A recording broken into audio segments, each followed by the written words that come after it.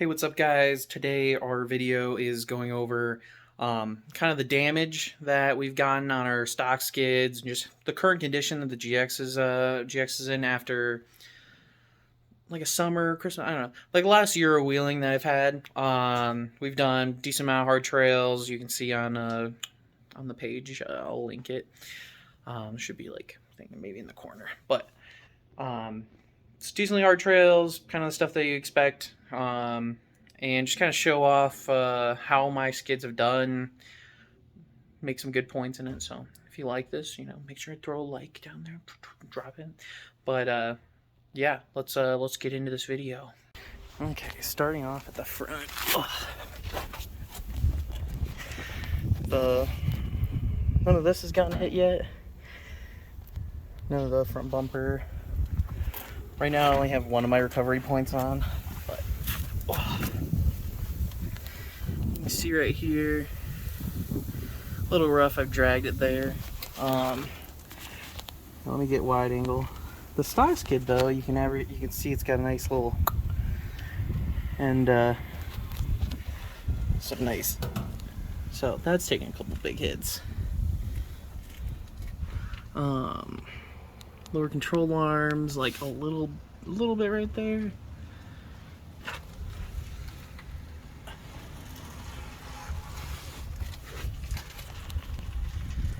And then hit this a little bit. You can see it's a little dented, worn there. Overall, not that much damage in the front. Let me get up under the middle section and start showing you some other spots. Okay, next let's go to the sliders. Definitely use these to pivot. Ugh.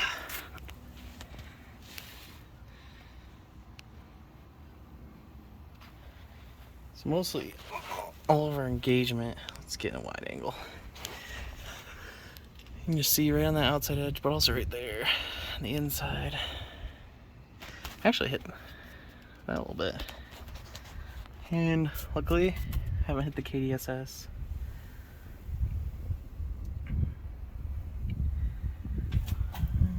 But yeah, sliders have done pretty well, and for bolt-on they don't flex too much.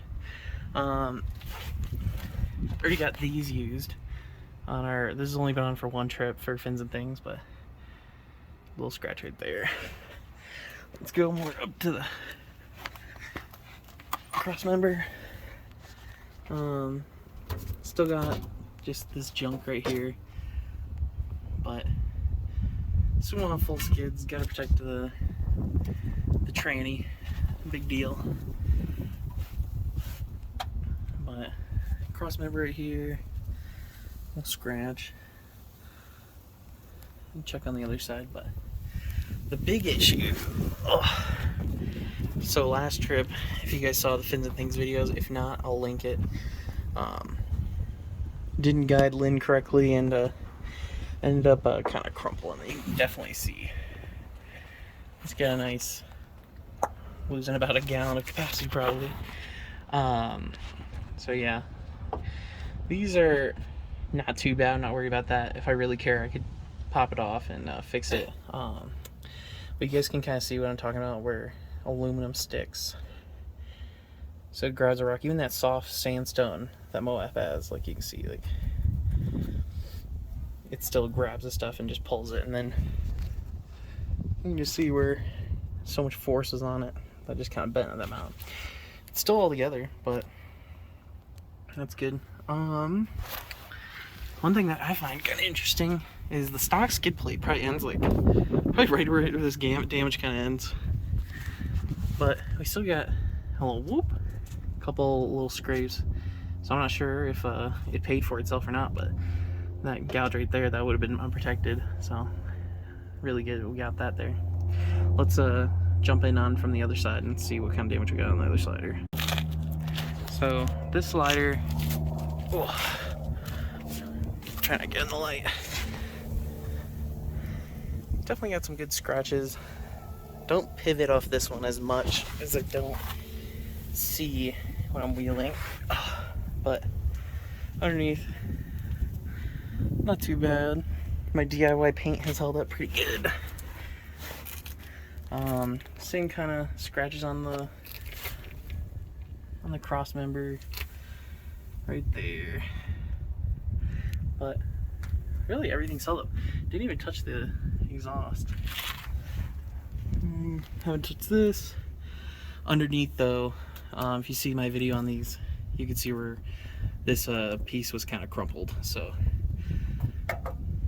can't wait to actually test those.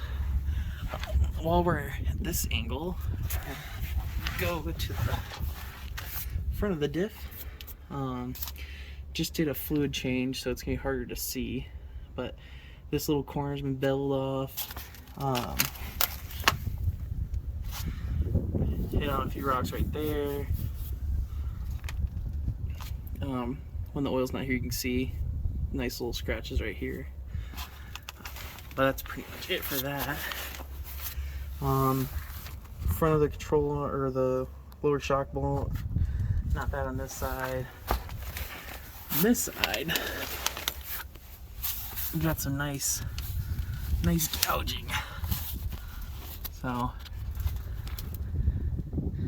I actually even got a little bit of nice rust forming from the scratches, but hit right here on this lower control arm mount, hit right here, and hit on that control arm.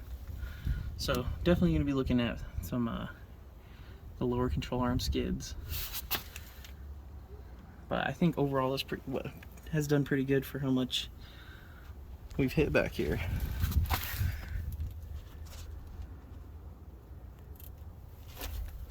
So let's go to the hitch, the biggest hit spot, and I'll show you that. So we'll start on the lower parts of the bumper. Got some nice rub right here. This is actually the same obstacle where we did in the gas tank. Lean backed up and just kind of scratched that. So no big deal though, because those are 20 bucks from Amazon. But so not a lot. I'll probably touch these up before winter here. At least get some fluid film on them. This is kind of why I like the factory hitch. Big, real strong point. Mounts the frame, both sides, so really distributes the load. You can kind of see where we've really been chewing these up. And our hitch, I think eventually, if it wears through enough, I'll just weld a little bit underneath there. But the hitch is only like 200 bucks to replace, so if I really care, then I'll do that. But oh, and then we still have our stock exhaust.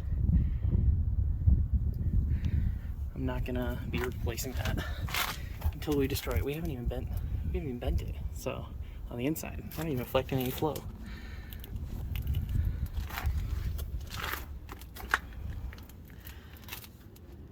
And then over here, I don't think we touched it at all.